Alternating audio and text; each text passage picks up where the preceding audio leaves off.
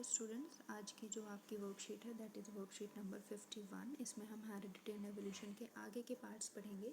तो जो इससे पहले वाली वर्कशीट थी उसमें हमने देखा था कि मेंडल ने क्या क्या एक्सपेरिमेंट्स किए थे और पी प्लांट पर किए थे और किस तरह से कुछ कंट्रास्टिंग कैरेक्टर्स लिए थे और उन्हीं कैरेक्टर्स पे आगे देखा था कि जो भी हमारी नेक्स्ट जनरेशन्स आती हैं उसमें क्या क्या चेंजेस आए थे। ठीक है, तो यहाँ पर हम उनके जो मेंडल के एक्सपेरिमेंट थे उसको और डिटेल में स्टडी करेंगे।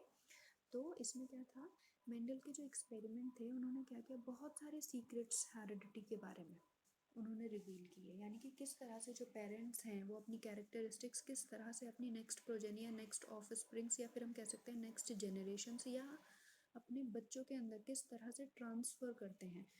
ठीक है, इनके बारे में हमें पता चला।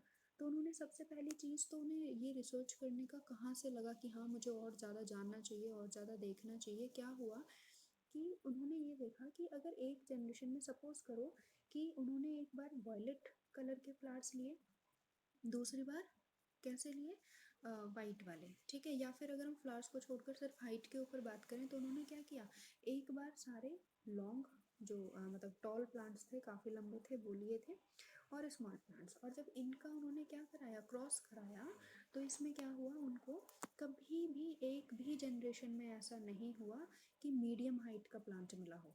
या तो वो प्लांट लंबा मिला था या फिर वो प्लांट छोटा मिला था। ठीक है, तो उन्हें क्या पता चला कि कुछ ना कुछ या तो ये अलग अलग होकर के दोबारा से कंबाइन होते हैं, है ना, यहाँ से टूटे दोबारा कंबाइन, कहीं भी ऐसा नहीं हुआ कि आपस में ब्लेंड हो गए हों, यानी कि मिक्स हो गए हों। और मिक्स होकर के, यानी कि जैसे अगर मैं रेड कलर को और वाइट कलर को मिला दूँ तो मुझे पिंक कलर मिल जाएगा, ये क्या है, ब्लेंड हो रहा है। ऐसा कहीं भी नहीं हुआ, या तो सिर्फ रेड आएगा या फिर सिर्फ वाइट आ रहा था। तो इसी को और ज़्यादा स्टडी करने के लिए उन्होंने देखा कि ऐसा आखिर क्यों होता है।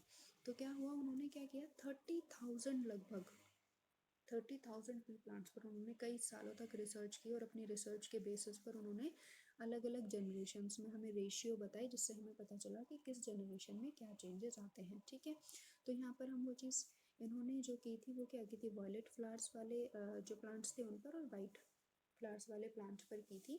तो उन्हें क्या मिला था कि F1 जनरेशन में सारे वॉयलेट फ्लावर्स मिले थे। ठीक है, इसको थोड़ा सा ऊपर यहाँ देख लेते हैं हम। ठीक है, तो F1 जनरेशन में सारे वॉयलेट फ्लावर्स थे, जबकि F2 जनरेशन में इसका सेल्फ पॉलिनेशन हुआ था, वाइट कहीं भी नहीं था, लेकिन फिर भी F2 जनरेशन में कुछ प्लांट्स वाइट मिल गए थे। तो ये क्यों हुआ, इसको थोड़ा सा डिटेल में हम देख लेते हैं क्यों ऐसा हुआ।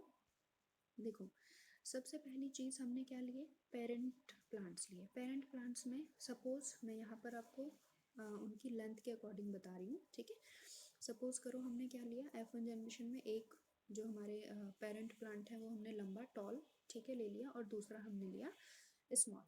ठीक है, अब दोनों का क्या हुआ, क्रॉस करा दिया, क्रॉस पॉलिनेशन जब उनका हुआ। ठीक है, तो क्या हुआ यहाँ पर देखो,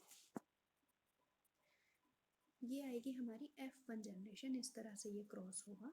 ठीक है, ये हुआ, उसके बाद इसका, और फिर ये। ठीक है, तो इसमें हमें क्या हुआ, सारे टॉल प्लांट्स मिले। कैसे प्लांट्स मिले थे, सारे टॉल प्लांट्स F1 जनरेशन में। उसके बाद क्या हुआ, सेल्फ पॉलिनेशन हुआ। सेल्फ पॉलिनेशन यानी कि खुद में ही पॉलिनेशन हो गया और नेक्स्ट जनरेशन आ गई। तो नेक्स्ट जनरेशन के लिए हम कोई भी दो ये ट्रेट ले लेते हैं आपस में। ठीक है, ये जो दो एनिमल है हमारे, तो अब क्या हुआ यहाँ पर, ये देखो क्या होगा फिर, यहाँ पर ये सेल्फ पॉलिनेशन हुआ, हमारे पास ये आए थे F1 जनरेशन में। ठीक है, तो अब क्या हुआ, जीनोटाइप। तो अब इसमें क्या होगा हमारा, ये देखो सेल्फ पॉलिनेशन में किस तरह से होंगे, ये देखो यहाँ पर। ठीक है, यहाँ कैपिटल टी स्मॉल टी, जब ये दोनों मिले तो कैपिटल टी स्मॉल टी, और ये दोनों मिले तो स्मॉल टी स्मॉल टी। तो यहाँ पर क्या हुआ, तीन प्लांट्स मेरे कैसे थे, टॉल, और एक प्लांट कैसा था, रेशियो आ जाएगा 1। इसका मतलब जो हमारी F2 जनरेशन आई वहाँ पर 3/4 प्लांट्स तो लंबे आए और 1/4 प्लांट कैसे आ गए, छोटे आ गए। जबकि मेरी ये जो F1 जनरेशन थी इसमें कोई भी प्लांट छोटा नहीं था, तो फिर F2 जनरेशन में छोटा कैसे आ गया।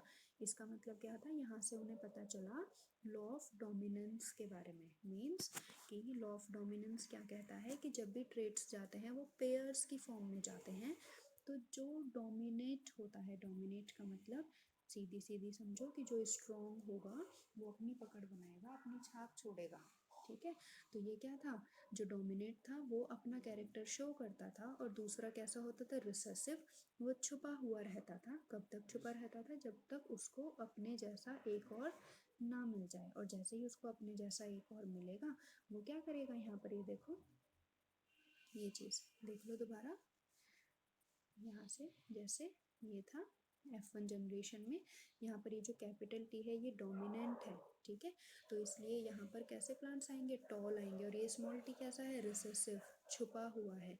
तो ये जब ये दोनों आपस में मिलेंगे, स्मॉल टी, जब ये अपना कैरेक्टर शो करेगा, कौन सा कैरेक्टर, स्मॉल प्लांट का, ठीक है।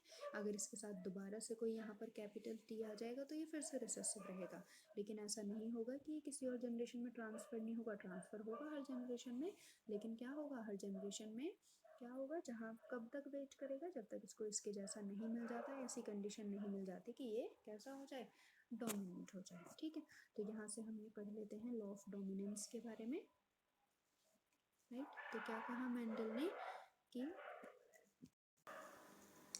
तो यहाँ से क्या पता चला हमें लॉ ऑफ डोमिनेंस में, कि अगर हम देखें तो जो भी कैरेक्टर, सबसे पहली चीज़ हेट्रोजाइगोट, हेट्रोजाइगोट का मतलब होता है दो क्रोमोसोम्स हैं, ठीक है, होमोलोगस पेयर में, लेकिन दोनों ही अलग अलग हैं, ठीक है, अलग अलग कैरेक्टर्स ले रहे हैं, तो कोई भी एक उसमें डोमिनेंट होगा जो अपना असर दिखाएगा, और दूसरा कैसा होगा, शांत पड़ा रहेगा, वो रिसेसिव होगा।